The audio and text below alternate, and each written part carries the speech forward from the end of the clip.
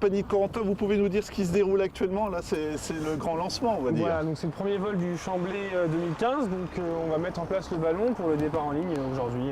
Voilà, je vous suis un petit peu si vous voulez bien, je ne veux pas vous déranger, mais si vous voulez bien juste expliquer un petit peu les procédures. Bon, on va déjà descendre la nacelle. Voilà, elle est grande, on veut dire. Oui, donc ça c'est une nacelle d'une capacité de 22 passagers, plus le pilote et le steward.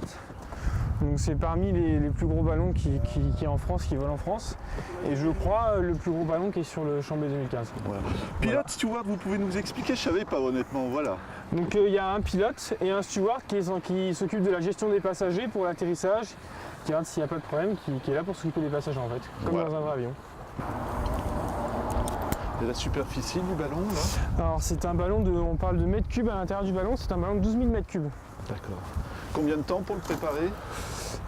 Ça dépend si on est motivé ou pas, mais je pense que vous êtes motivé non aujourd'hui. En un quart d'heure, on va dire qu'on est prêt à partir.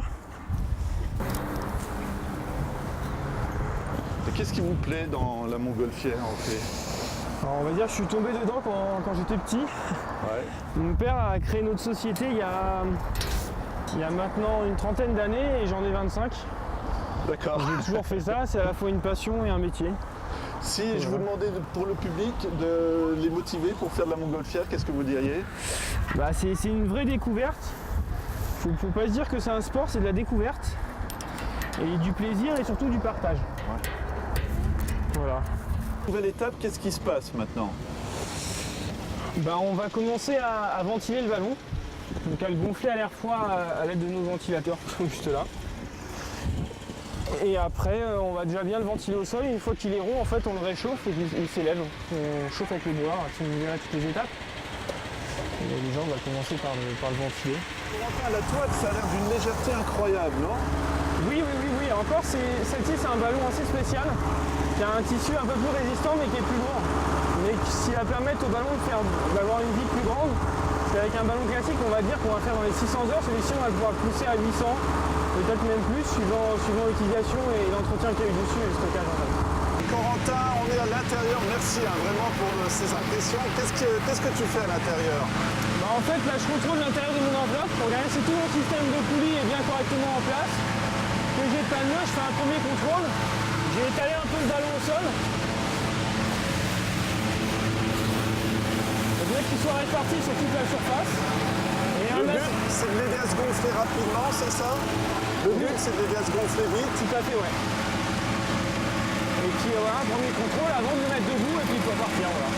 C'est quand même de l'émotion quand tu le vois comme ça, c'est une cathédrale, hein, franchement. Ouais, celui-ci est très impressionnant, ouais. 12 000 mètres cubes d'air, ça fait un gros volume.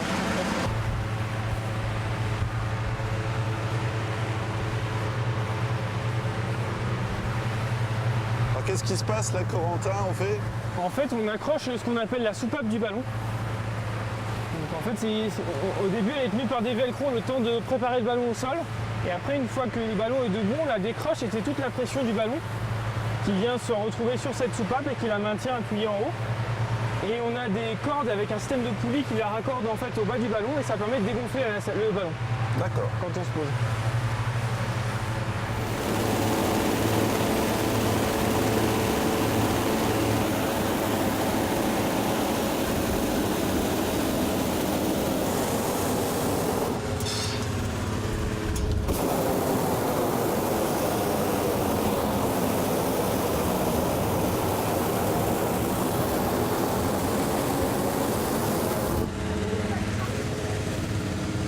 C'est une des dernières étapes, non? C'était impressionnant là. Ouais, on va dire que c'est la chauffe du ballon, c'est une des dernières étapes après le décollage. Voilà. Comment on va le maintenir? Là, on va balancer un petit peu d'air chaud à chaque fois? Voilà, tout à fait.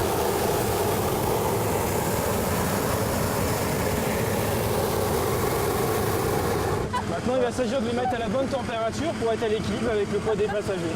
Voilà. Et incroyable, la montée des passagers, c'est génial, franchement. Ouais, là, en plus, sur un gros volume comme ça fait beaucoup de monde qui monte, ouais.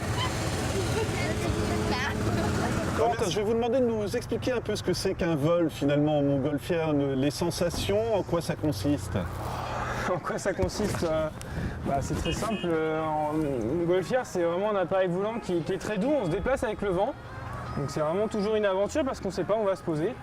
Donc on part d'un point A et on